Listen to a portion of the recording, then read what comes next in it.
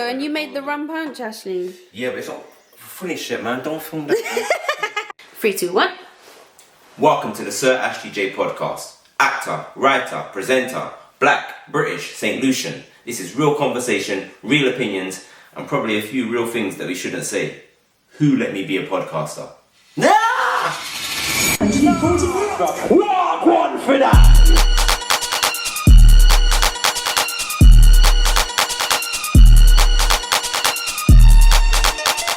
So after me, walk one for that! Walk one for that! Wow!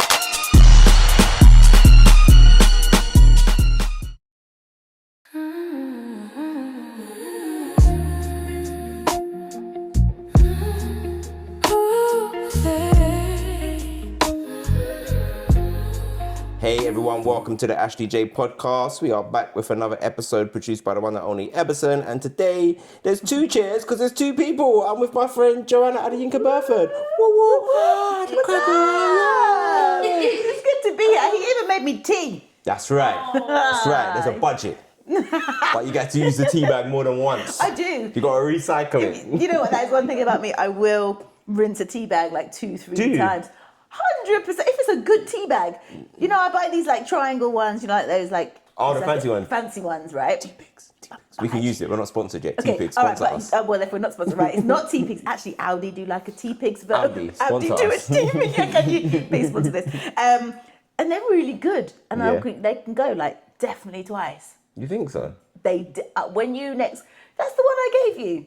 Oh, That's that was the a one good I tea gave bag. you. That was a good tea bag, and I did rinse it. Yeah. And that could have gone. It could have gone like definitely twice. You may get a third, but it'll be. I'm not a recycled tea bag guy, but I definitely am. You in the like 5 minutes you're filming. yeah, you've done it. You've done it, Ebs. Yeah, I like a recycled tea bag.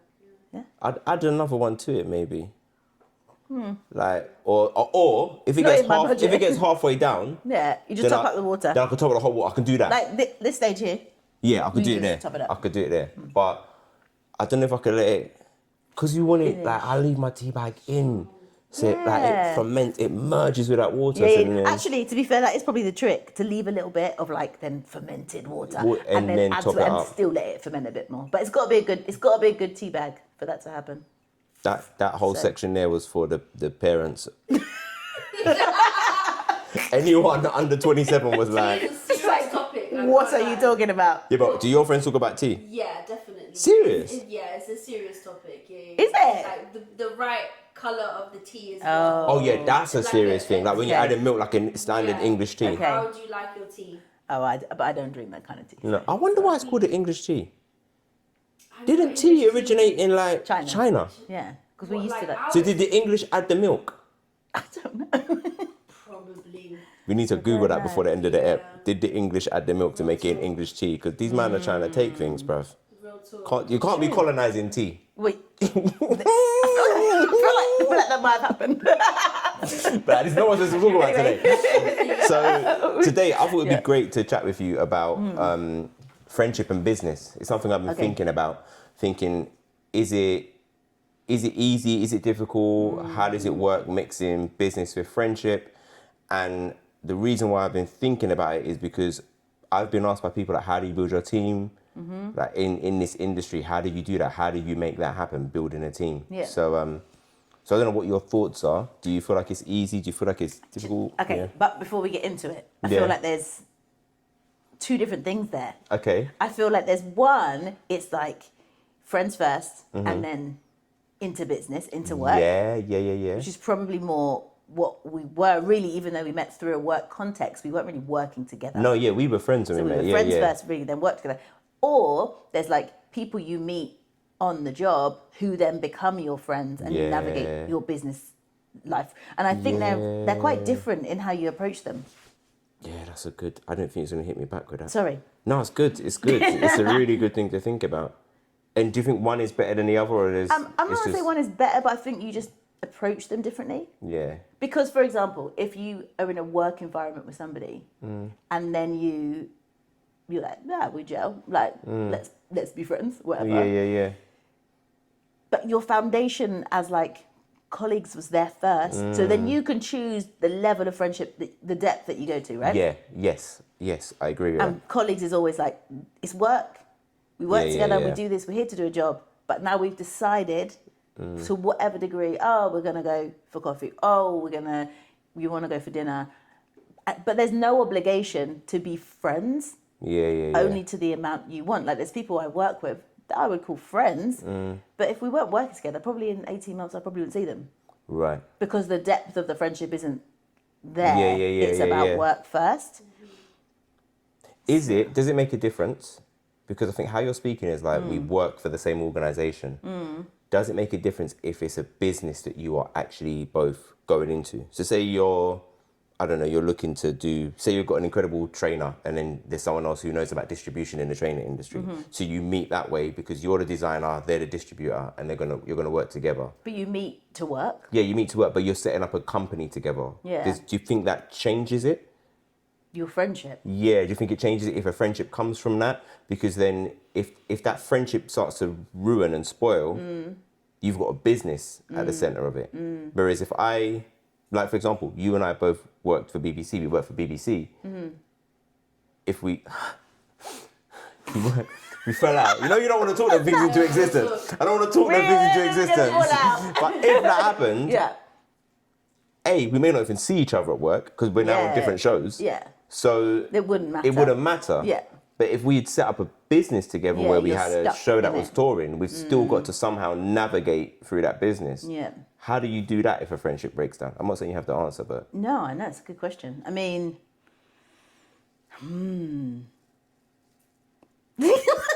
That's face. I just wanted to checkmate you because you just put my question down. You're talking about two different things. Sorry, no. You did checkmate me. I did talk about two different things. No, it is an interesting thought, and I think in those scenarios, like if you were in a situation where you have the business and you have the friendship, and then things start to go a bit sour, you've then got to kind of, if you want the business to succeed and if you want the friendship to succeed, then you have to, like with any relationship, you've then got to work at it. You've then got to decide to put your differences aside, maybe for the sake of the business. And not everybody can do that. And it's personality, isn't it? Because one person might want to, the other person might not want to. It depends what the circumstances are around it. But if you actually came together to create a business, then maybe the business, maybe you decide, okay, we really do want this business to go forward. We're going to have to just take a breath. Yeah. Maybe we need to deal with whatever we need to deal with. Or it gets to the point where you say, maybe you're not the person I thought you were. I'm not actually sure I want to do this business with you. Yeah. Which is sad and hard because then you have to let go of two things. You have to let go of a friendship and you have to let go of a business idea, which is not the ideal. So I always kind of think you have to fight for things if you can. If there's a way forward, you should try and take it. Yeah. But sometimes there isn't, and it's kind of trying to like look at a situation and think, am I pushing something that shouldn't be pushed here? Or is there like a humbling of two people's hearts where they can kind of fully reconcile and move on? Because I actually think if you are able to do that in a friendship, say, we're never going to fall out, but say if we did, right?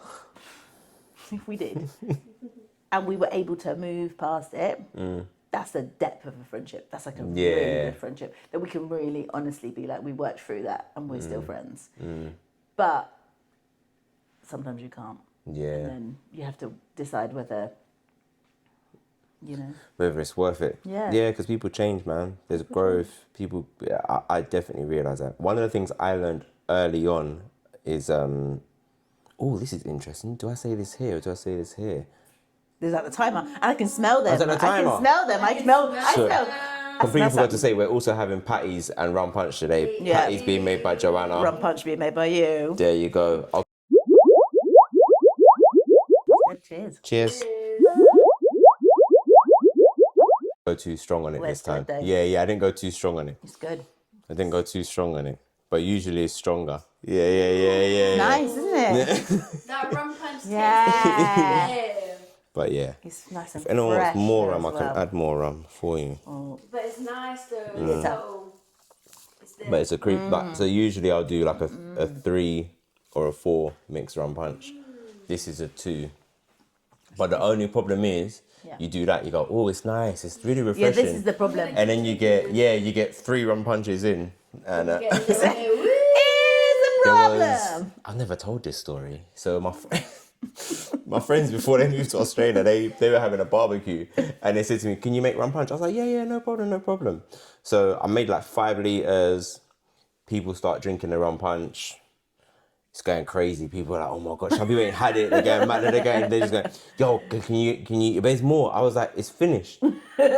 These man put me in the car. Drove me to the shop. That's too funny. Made me buy more ingredients. Well, they paid for the ingredients. Came back and made more rum punch. And the story doesn't end there. This one guy never had rum punch before. He was like, oh, I heard you made this rum punch, mate. It's like really nice. Yeah, thank you. Never had it before. I said, look. I said, you might drink beer or whatever, but please, like, go easy on that. There's a lot of rum in that. Like, yeah, it's really nice. Just feel like I could drink it all day. It's like juice. I said, yeah, go easy. His girlfriend, they were driving home. Oh, no. Brand new Mercedes. This brother threw up all the rum punch in the car. Wow. He had to pay for it to get, like, some private valet cleaning thing. Oh my days. She said the car was just red and pink. So that's why now I do like proper disclaimers with people. I'm like, take it easy, or put ice in there. It's sweet, and you're like, oh, this is nice. If you're outside summer day, you're not thinking, you're chilling. just, yeah. Wow. But you're gonna start to feel a bit warm in a minute, and that's no, I'm starting to feel single. Little. Don't worry, the patty will help. You know it, innit? Yeah. Innit? Are we Let's patty ready? Patty. What do you think? Try it, go on. It might be a little bit hot to try this. So which patty is it? Which This one is did you chicken. make? Chicken Made patty. chicken. I know, because you don't do beef. Oh my gosh. Oh, even the Joanna, man. I know you're like super talented performer, presenter and stuff, but for me, It's the patties. this for you, is isn't your it? real gift, man. It's the patties. One day I'm going to open a bakery. You should. When you like retire from entertainment, you should make a like Joanna's Jamaican Patties Bakery. And then just like put on the thing as seen on CBeebies. They don't know. You're not making stuff in the I studio did all the make it time. on CBeebies. You made patties I on made patties on CBeebies. CBeebies. Was it Black History Month? It wasn't. Okay, that's I good. don't know. I can't remember. I don't know, might be. But I did. You did. made So them, you yeah. can see as eaten on As- CBeebies. yeah, It's not eaten even on a lie. This is so good. what a treat. Now the dangerous thing about these is because of the size of them. I was like, oh, I could eat another one. I could have another one. Oh, we I could will. have another- Yeah, but then next thing I know, I'm fat and drunk. Real talk. Yeah, but that happened to Ashley just one day. Just one day. Just patties and rum punch. Patties and rum and punch, you're bro. done. It's finished. That's funny. Proper nice. Oh my gosh. Wow. And what's good is like the flavour. You know, sometimes you get a patty and you don't get the flavour. It just tastes like the Yeah. pastry, yeah. Like I feel like if I didn't have the pastry, I could still just eat that chicken, man. It's so good. And there's vegetables in there as well. Is that carrot? Is that carrot you in there? The chicken is Tomato. chicken. This guy's Plantain? Tomato. Tomato. I thought you said plantain. Plantain. I'll be like, I what? might try that It's though. like chicken and plantain patty. Don't leave it around my boys. No. That's next. That would be nice. That's next. actually. I'll do that next. When we in St. Lucia, there was a restaurant that did crepes, but they did savoury crepes. One of the crepes they had, oxtail. I love oxtail. Oh, I love oxtail. One day I went there after lunch. I'd already had lunch, you know. I said, I ate the thing. I said, give me an oxtail crepe, please. I Wow. boxed it off, man. So nice. Yeah, I recommend that place. That was so good, man. The only thing about that that was a problem was that it finished. It just finished. No, that's the hardest thing. We'll have another one, don't we? We struggle, you know. I think, let me not talk for the whole Caribbean race, but there is a collective of Caribbeans that we just sometimes eat too fast. I'm one of them. And we're like, oh, It's gone. yeah. I That know. was so good, man. Thank you. Ah, you're welcome. You just rustle I feel that like out life quick is to me. like, everything's, you know. When you make your patties, do you measure anything? See, Not really. I think it tastes better when you just go with the ancestors. Definitely. Maybe for the pastry, because the pastry is a clean half factor flour raw I would use. Okay. But for the filling, no. It's just love. Which that's my great grandma's. Did she teach you? I just sort of watched her do it because she died when I was like 9 or something. Wow. And then my mum would make them. So then it's kind of just like, you know. So sort of like through all the women osmosis. in your family can make it? Can make the Yeah, patties? pretty much, yeah. That's sick, man. Would you ever pass it on to someone outside of your family? Maybe. If they were a good enough friend. How about if they were like, they were on their deathbed? On their deathbed? What are you going to do with it on their deathbed? Because maybe they're not dying, but they're dying if they don't get the Then recipe. you would die, Yeah, it's yeah. like one of them fantasy films. They need the patty recipe of restoration. Of restoration, and they'll come back to life. As Yeah. long as they were to use it, you know, why they Use it. With great patty comes great responsibility, yeah. black. You can't just have this and not use it. You know, it's there'll be true. an expectation. It's true. They'd have to make patties. I gave my recipe to one friend, and he said, I respect you too much to use it. And he deleted it. Yeah, it's the same friends actually that moved to Australia. Yeah, we were really close. Yeah. Oh. And he said, yeah. Because the first time I made it for his party, he was like, I can't keep asking you to make it, so I'm going to make it. He's like, any tips? I said, bro, I'm just going to be honest with you. I can't give you no tips. Yeah. You just got to... feel it. You got to feel it. You got to out. feel it. I said, the only thing I can tell you is put on the right music when you're making... Yeah. The vibes. You need the vibes. innit? Yeah. You I need feel the vibes.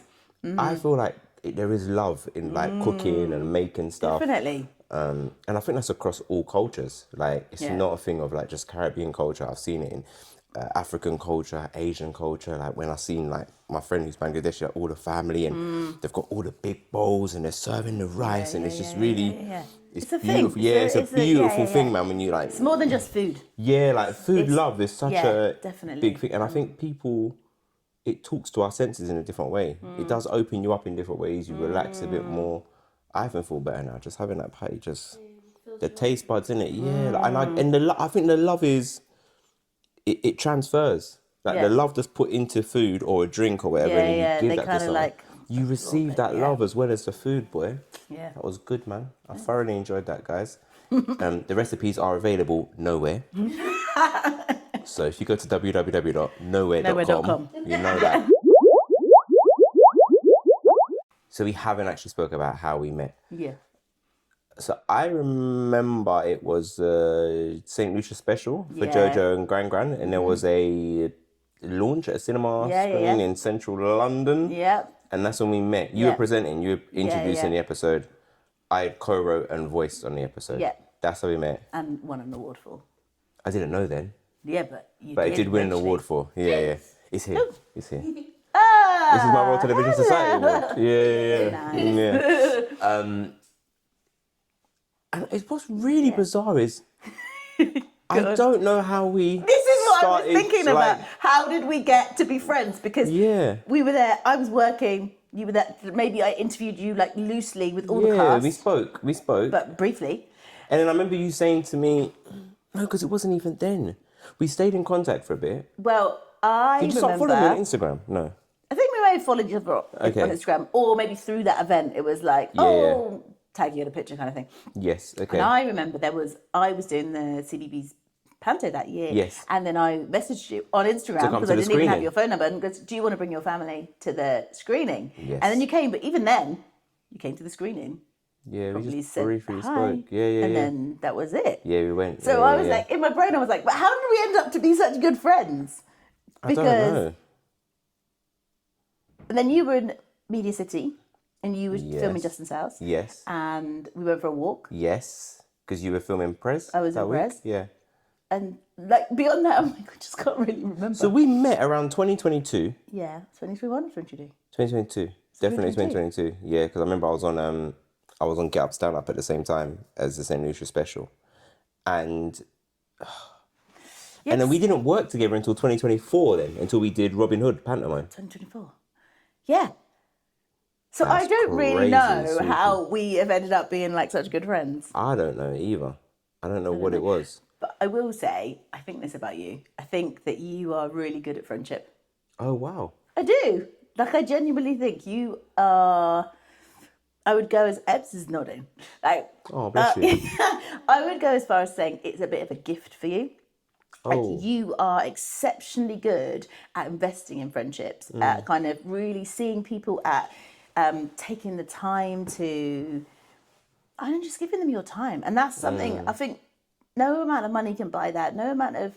I know we all have like different love languages, but somebody actually investing their time in you, you're probably the friend that calls me more than any other of my friends. Like, That's actually picks up the phone crazy. and calls me and is like, sometimes it's just like, I should chat nonsense, but like, just calls me and just checks in. And I'm like, but I kind of then realize it's like, oh no, that's not just about this, that's about you. And that's about the fact that you do that with others. And I've seen you do that with other friendships, and then how people, you kind of create this bond because you invest in your friendships, and not everybody does that. And I think it's I just think it's a real gift. Oh, bless you, man. No, it's true. I'm very rubbish at receiving nice stuff. Very rubbish Eat at another it. patty. Yeah, the patty. That's it's really, really kind. I just think it's important to try and nurture relationships, especially if you, I guess in our industry as well, it's few and far between that you meet genuine people. And so sometimes people can form these connections with you really quickly. Yeah. And then sometimes, like, what are they after? What do they want from me? And there's all of that comes into it. So we know people that are more guarded because of that, or like they don't have that level of trust. So when I meet someone who I have a genuine connection with, I'm like, yeah, man, you kind of run with it. You're like, okay, yeah, like cool. let's say friends, because it's also so hard to have friends who understand what you do as well. And if you have someone that is in the industry that understand what you do, so I mean, how many friends do you also let down when you go, I'm so sorry, I know I said I could come to your baby's christening, or I know, but I got a job. or now they've changed filming, or now they've got pickups, and so I've got to be there, and all of that. Whereas when you're like, I'm so sorry, we just get it. Yeah. So but I don't know how. I don't even know how this friendship came about, to be honest. But then, because I'd say we were definitely friends first. Yeah, and then we worked together. Yeah, so then we did like Robin Hood together, but even then we weren't in any scenes together. No. We loosely worked together. That's that dance routine at the end. Yeah. Yeah. So that was me shooting Take an arrow. the arrow from the boom boom zang, the zang, zang. I can't remember the thing, man. Banger. Banger. CBeebies banger. It was good. But yeah, and then can I tell you, this is like, you would never have known this actually, but then we worked together properly. Then when we did the Cheeky Pants live show, right? Yes. And I was really nervous. Were you? Yeah. Can I tell you why? Yeah, go on. Because I'd written this thing and was like directing this thing, but I was like, out of the two of us, hands down, you have more experience. Like, this is ridiculous. Like, if they'd have known you first, you 100% would have been the one writing it and directing That's it. hilarious. Like, your experience in those fields is like far surpasses me. And I'm like, how am I going to be in this environment? That's hilarious. Yeah, but you were very gracious and like, because I didn't know what I was doing. I felt safe in your hands. This joke is not funny, but I can make it better.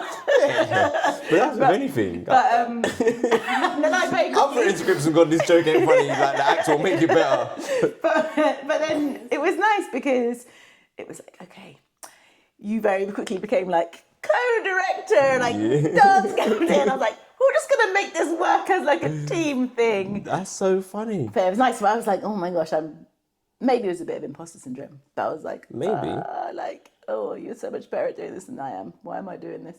But I think also that comes into the wider thing of friendship and life. And I think in our industry, we don't see ourselves how people see us. We see, let me not talk about I see like all the things I haven't achieved, or all the things I've not got there yet. But then everyone else just sees your successes, you know. So I didn't walk in that room going, I should be doing this. I walked in the room going, thank the Lord. I got Joanna, because Joanna knows what she's doing. Well, I was winging it. So and it's crazy. I tell you what, you hold a script and a pencil and just go, what I think, I'm like, yeah, I'm following. Like, you just did.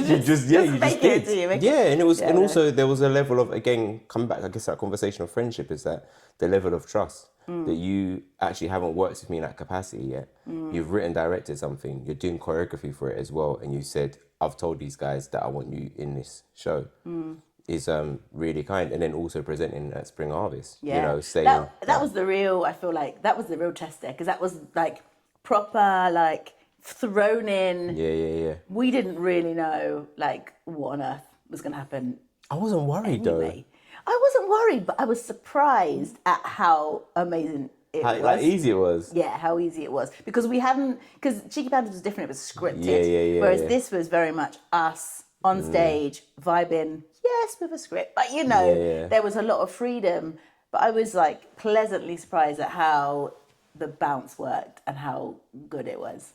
Yeah, no, it was nice. Good. It was a good moment. It was good. And Yeah. we just, I wasn't worried about that. 'Cause we just talk. Yeah.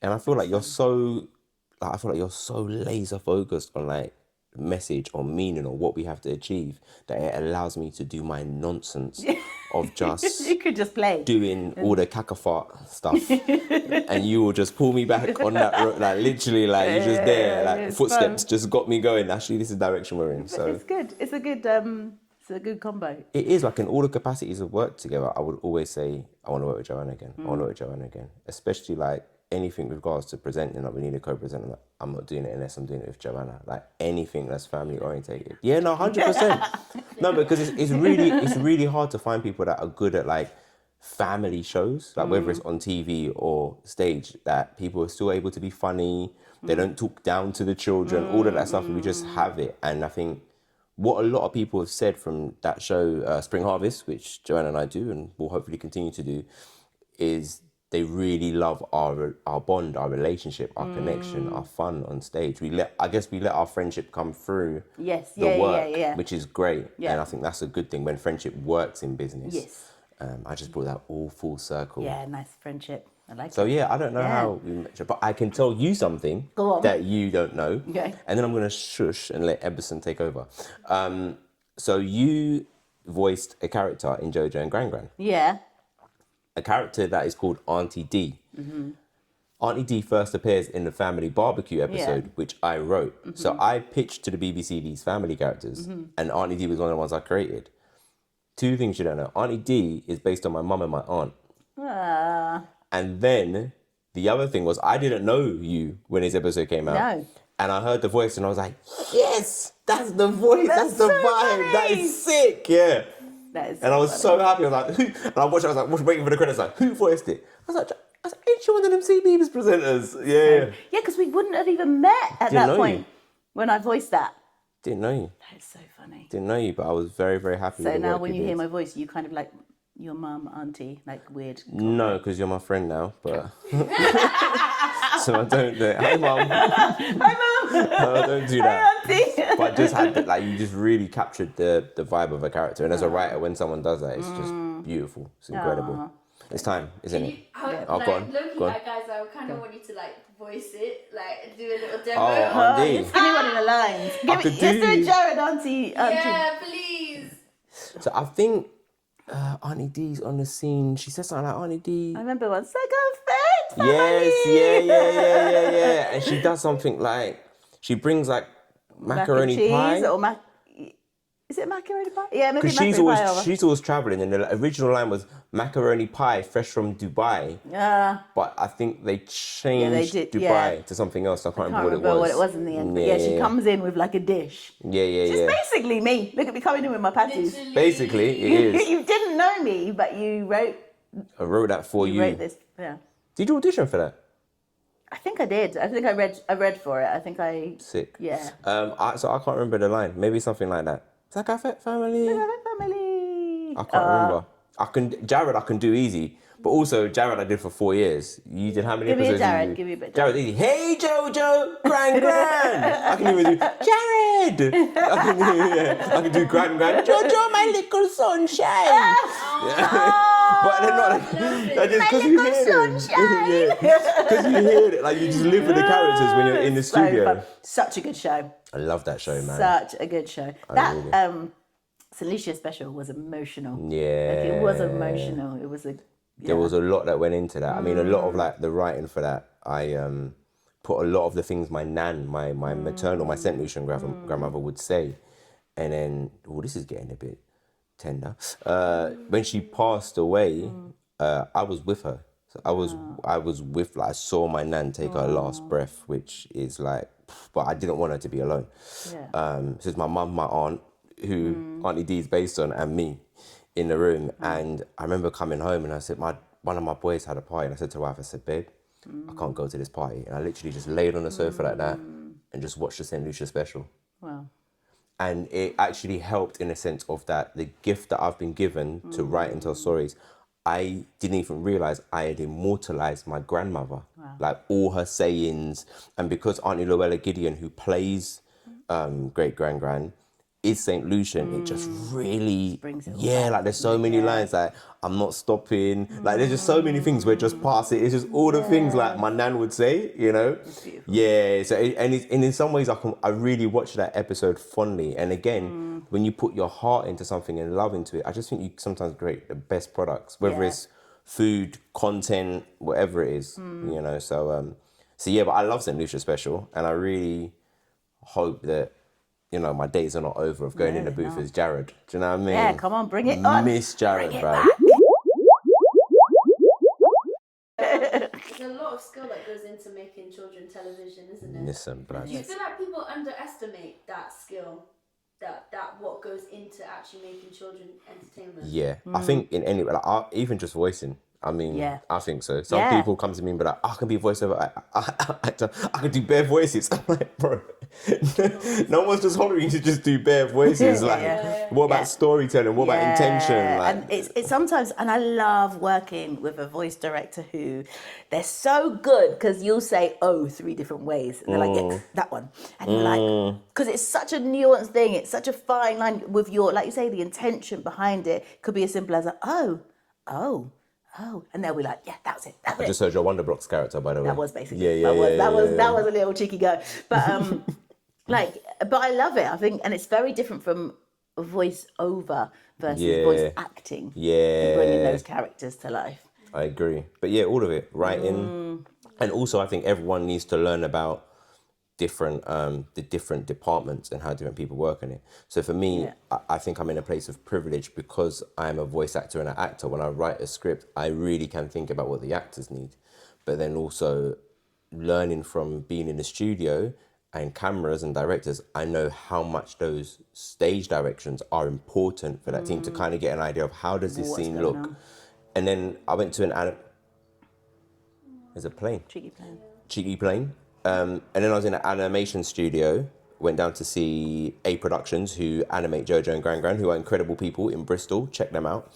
And when they took me through, like, how long it takes to do a bit of animation, I looked at my scripts differently because I was doing some mad stuff in there, like Jared does this, and I was like, oh yeah, it's just easy. You just got to just put something in the computer. But there was one thing, I can't remember, there was an episode I was writing about something and I wanted it to be a particular type of fruit. And they were like, guys, we've got, we've got strawberries. Like, we've got strawberries already in stock as an asset. I say it's an asset already, so it's already designed. Can we just change it to strawberries? I was like, oh, okay, fine. When I went to that studio and realised when they said that, what it takes to make a dragon fruit, from someone's hand just to go from this to this, like, yeah, man, it's hours of work, and it's thankless because like no one would think, you know, something like this takes an hour when you see it in a second. So yeah, there's a lot that goes into it, and also I think sometimes people think going into children's television, whether it's a children's TV presenter, animation, live action, is easy, and it's really not. Yeah. Because you've got to be able to communicate without patronising, but be clear. Do you know what I mean? I think that as a presenter, you've got to be highly skilled to do. No, I'm not just saying that because we are. But, but seriously, do you know what I mean? Who am I talking to? Yeah, knowing your audience, but also then you've got to understand children, and then they're not silly. And they're complex as well. Just as humans, like you want every child along the line to be able to understand what's going on. They want to all find fun, but they also want to be challenged a bit. They also might want to hear something that they don't understand. What do they mean by that? But it feels acceptable enough to approach that conversation to then take the learning from TV to their parents. which I think Jojo and Gran Gran, again, I don't know why I'm like ambassador for Jojo and Gran Gran, but I think it did wonderfully, like encouraging outside play and activities. Even my youngest watched an episode the other day and then wanted to make his own butterfly wings because Jojo made butterfly wings, and it's just, I love that you want to do that.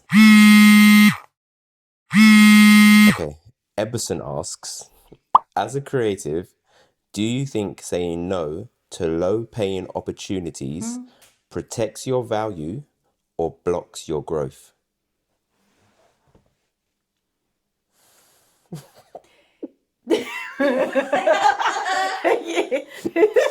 I'm so glad there's a guest on the show today and it's not just me. The depth of this conversation. Okay, I think that actually depends on the stage of your career. Because I have to think back like 20, 25 years. When you were 7. When I was 7. And I was starting out. And they used to be, this is old school. There used to be these like red papers called PCR. This is so old school. Like if anyone's like 50 watching this, you'll know. Before the days of Mandy, which was Casting Call Pro, it was the paper version of that, and that's where your castings would come in, right? But as like a however old, you would. I would probably look for any low paying because I needed the experience. I needed the opportunity. I needed to learn and grow. Like most of the stuff that you do, like you learn on the job a lot of the time, right? When you're starting out, you go to drama school, you go to do whatever you're training, and then you have to learn. It's like when you learn to drive. You get that certificate, but then you learn. You never learn to drive until you pass. I agree. Until you pass, right? It's kind of the same. You do your training, then you need to go out there in the world. You need to be on set. You need to learn etiquette as well as skill. So I did need those opportunities. So at that stage, it would have been progressing my career because I was meeting people. I was getting experience. I was learning and growing.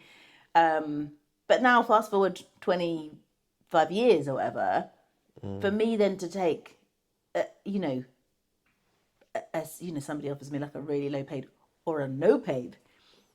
It's because we talk about it a lot. We do.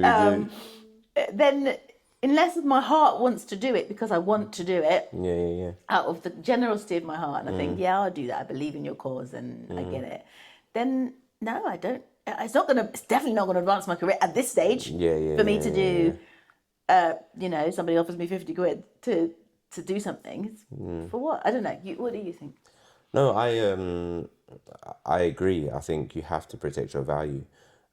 I think if say for example, I don't know, say you get to a stage where you're getting paid £500 a gig, whatever it is, anyone, and then someone asks if you could do it for 150, but you haven't had that £500 a gig for 2 months, all of a sudden that 150 might be like, boy, that's my shopping this week, for example. But then if you take that, all of a sudden, I personally feel like your value can go down because then organizations, as we know, people talk, oh, well, you'll do it for 150. We got it for 150. Yeah. So I don't think, I think if you're at a certain stage in your career, you shouldn't. I don't. Yeah. And it's hard. It's very, very hard at times to be like, I need to pull this in. Do you know what I mean? We're all paying bills, running our houses, having family. I think people sometimes think entertainers just are in like a sarcophagus and just come out and do a show. Do you know what I mean? And we're not. We've got these other things that have to happen. Yeah. So I agree with you. I wouldn't take certain things now. What I have done is like there's been certain companies that I have really good affiliation with and long-standing roots. And so when they talk to me about their budgets, I get honorariums signed. So I do honorariums. So it means this is an honorarium based on my relationship with this company. So then if someone else comes to you and says, you can't disclose that, you can just go, well, Ashley accepted an honorarium based on our long-standing relationship. You don't have that relationship with him. Yeah. And I put that out there because I think a lot of the time in the industry, sometimes our peers, we mess each other up. Because I've seen it a lot in the dance industry, or hosting. I've seen it where someone will ask me to host a show or be a presenter for a show. I will say that fee's too low, and then someone else comes and takes a fee. And so then it goes, well, actually, we'll do that. And so now I'm just like, well, these are my packages, brethren. Yeah. And I've got my base going up. And if you can't afford bronze level, then go somewhere else. Because the way I see it is that I wouldn't pay for an economy flight and turn left and try and go to first class. So how can someone try and offer me £20 but then want me to give them the first class level service? Yeah. That don't make sense, No, it Bridget. doesn't. You can't go No. to a buffet and then Yeah. ask for someone to get you a waiter. You can't do that. You just can't. Get me my rum punch. Yeah, like you can't No, it do doesn't that. work. Yeah. But I think it's such a great area in our industry because it can easily change. And that's the hard thing, is that we all know, like, whether you're a dancer, choreographer, actor, presenter, writer, director, even casting directors I've spoken to, where they can be going on jobs and the budget is this amount and then all of a sudden it's this amount, but you've still got to pay certain bills. So I genuinely think you must protect your value if you're at a certain level. What I will say, though, is don't be sitting there going, yeah, I'm at that level, and you know you're not. Because that's the other side. That's the other side of it. The other side is someone will go, yeah, I'm £1,000 a show person. And then you go on that stage and brother, you're £10 a show.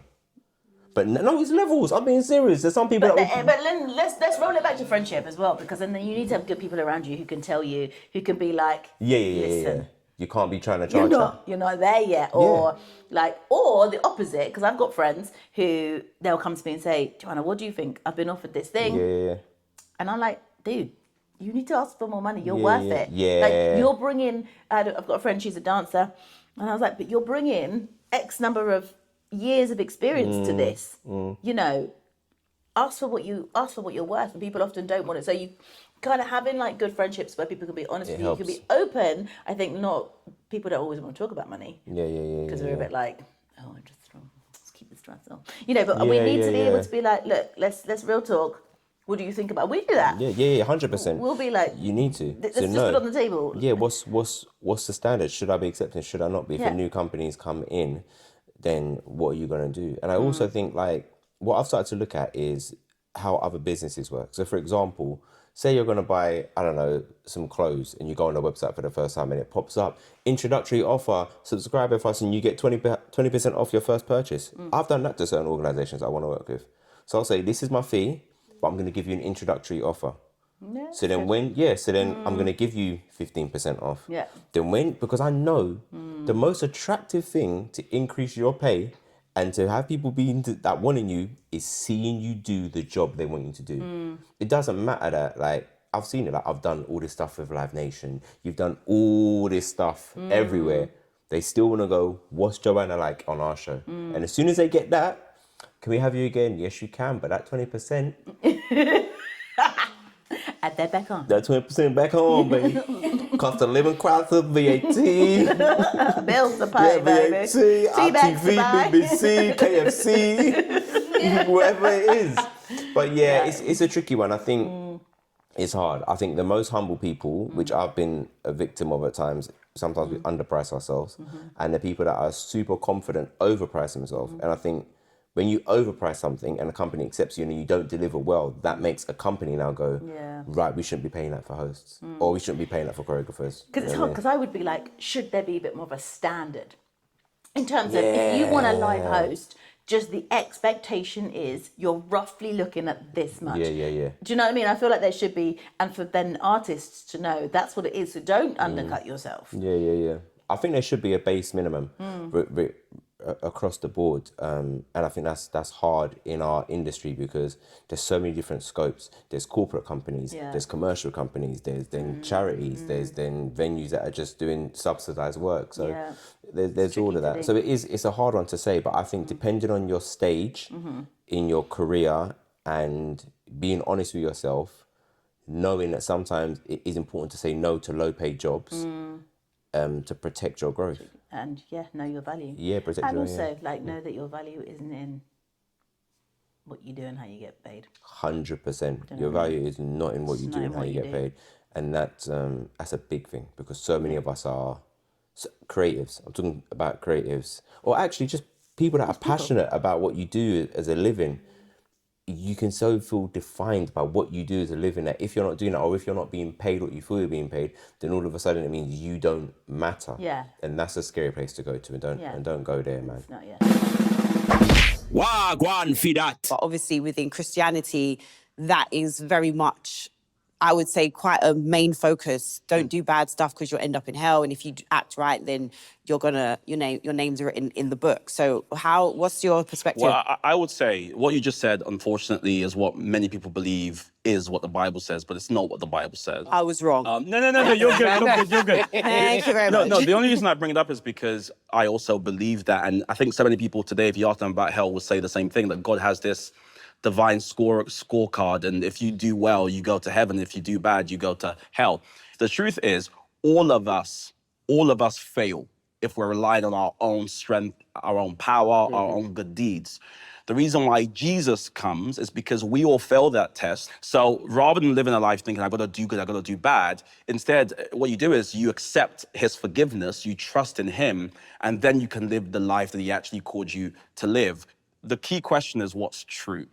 And I think that's the search people have to go on is of all these different things, what's true? Now, we can argue about what's true for me, what's true for you, but I think we have to bring truth into here because, at least based on my worldview, I don't believe everybody can be saying opposite things and all be true.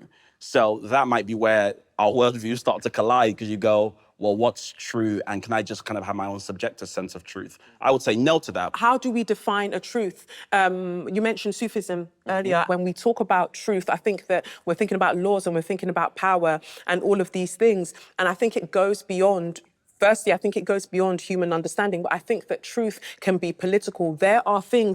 Wagwan for that. This is a really fascinating conversation. Yeah. Especially because you've got Christian, Muslim, cultural commentator. You're seeing a lot of worldviews, and what's really interesting, I think, is politics and religion don't agree on a lot of things. To be honest, like politics, religion, science, they're always clashing. Yeah. But the concept of truth is really interesting because in faith, Jesus would say, I am the truth. So as soon as I think as a Christian, I think, okay, so you're talking about truth, as in, are you a true believer?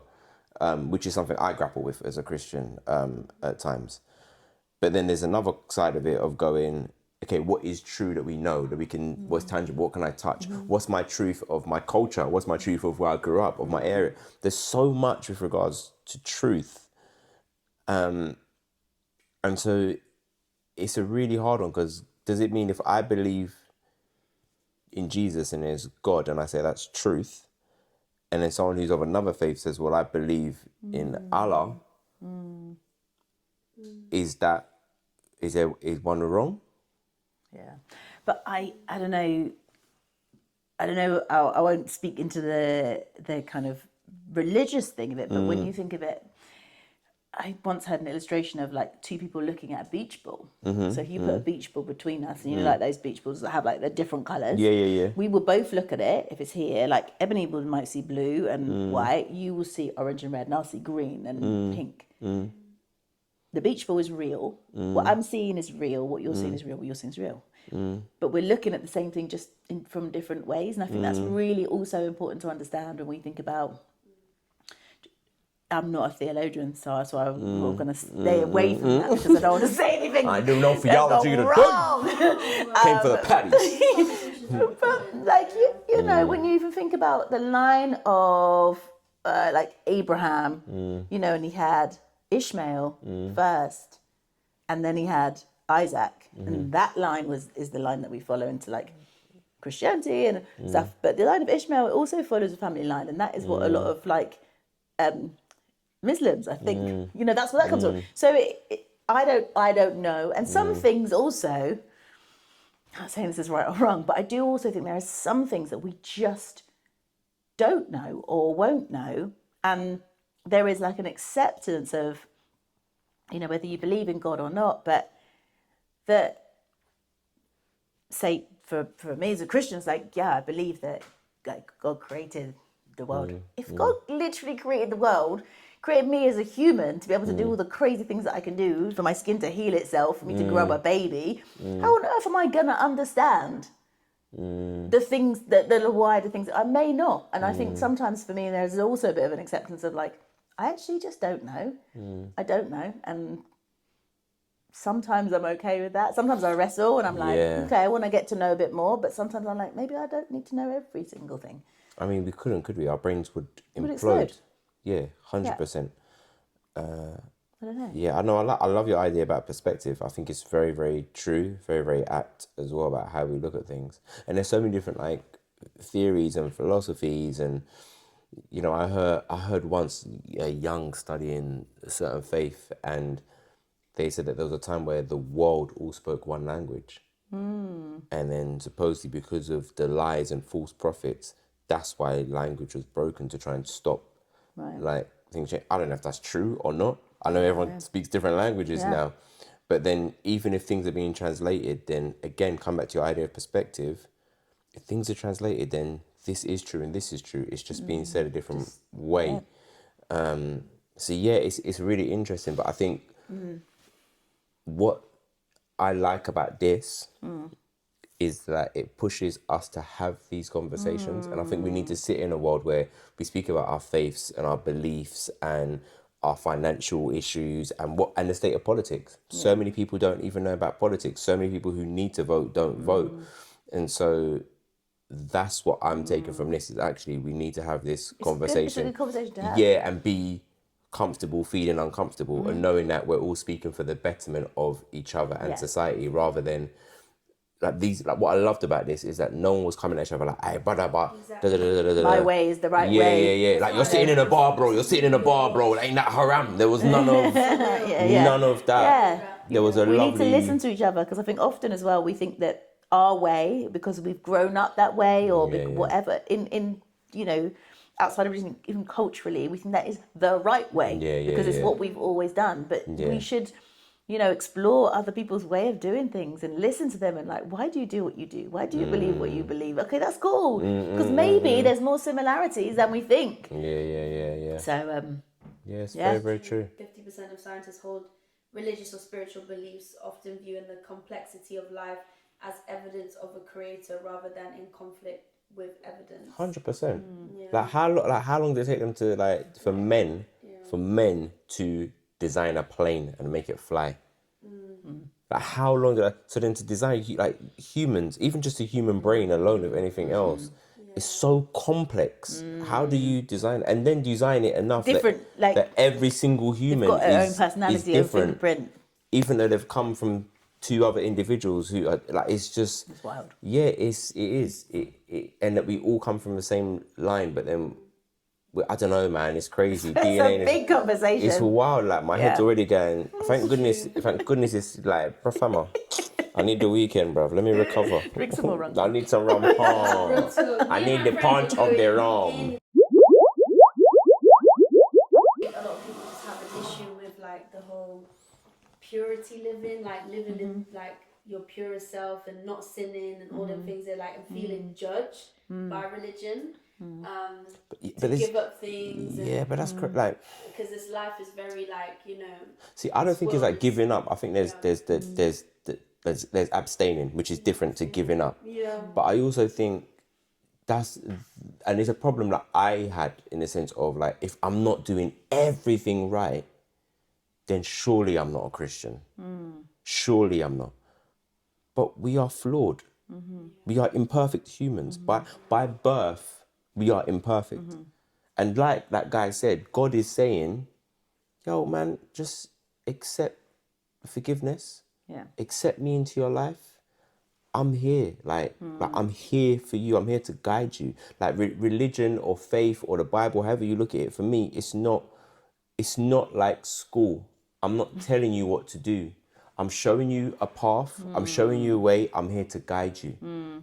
You might turn left where others turn right, but that might be your path. Yeah. Because you are so like exceptionally designed that you need to walk that way.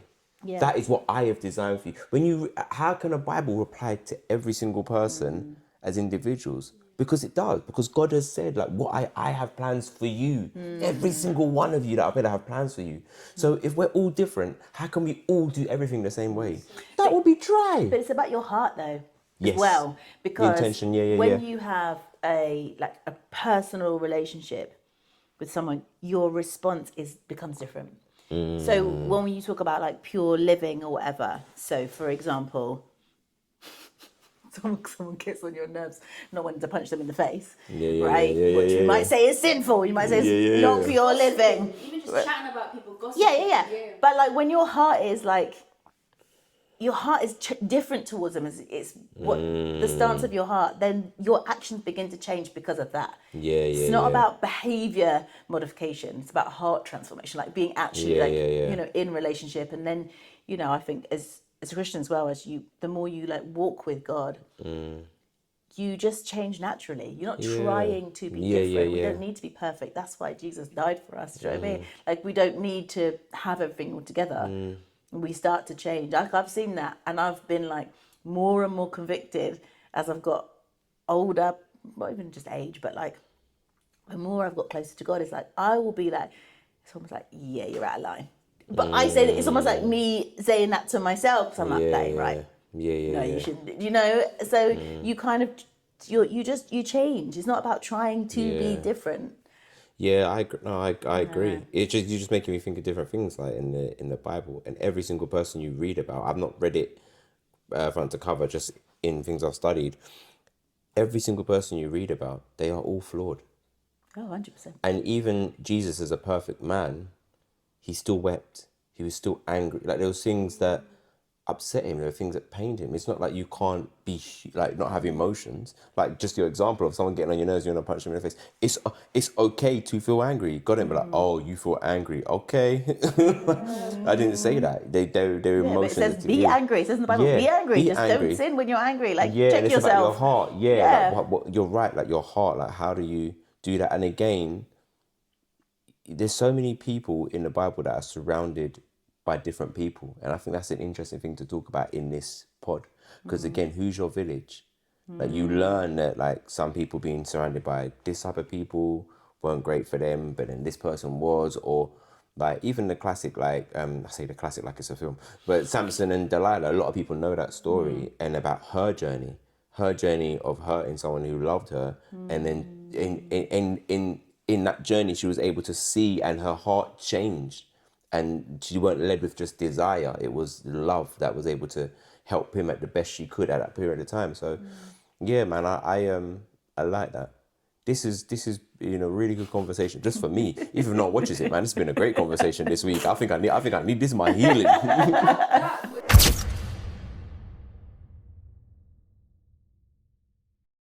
Okay, so there's 5 rounds.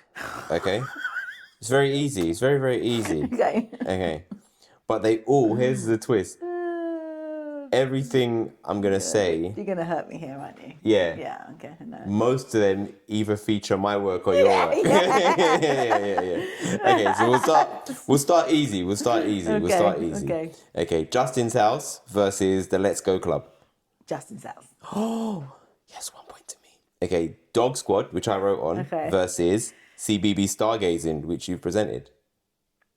Dog Squad. Dog Squad. Well, this is great. I'm winning. Playtime. I didn't know it was a competition. Oh, it's not a competition. Okay. It's not a competition. Sorry, I'm competitive. Sorry. Playtime Towers. Yeah. Versus CBeebies House. Oh, CBeebies House. I have to agree. Robin Hood versus the Snow Queen. That's hard. Yeah, it is. Because Robin Hood was so good. Just Snow Queen was my first one. But Robin Hood. Wow. No, Robin Hood. Yes. It was good. I was in it too. It's okay. Yeah, great. This is an easy one. Jojo and Gran Gran versus Bluey. Jojo and Gran Gran. Okay, Auntie D versus Jared. Can we do like one of those morph pictures? Yeah, morph.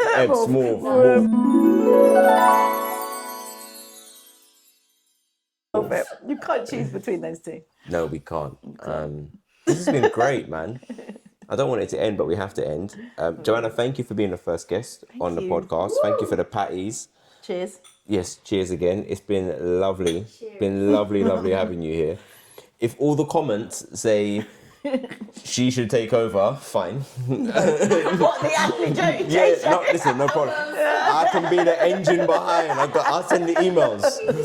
I'll sit right there next to Ebs. No, it's been good. It's been real. It's been really, really good. Really, really good. Like always, guys, please get in contact, like, subscribe, comment, share, email if you've got any questions or any thoughts, or if you're watching and going, I want to be a guest on the show, we will have everyone and anyone on the show. It doesn't have to just be creative. So please email. It is the ashleyjshow@gmail.com. I'm remembering it now. And follow us on Instagram at the Ashley J Show. Is that right? Yeah. Thank you, Ebs. Okay. The Ashley J Show. This is Ashley J, Joanna Adeyinka-Burford, the one and only Eberson Productions. And big up our beautiful friend, my friend, your friend, Steve Kinman, for all the visuals he's added to the show as well. Thank you so much, Steve. Lots of love. Take care. Bye. Bye.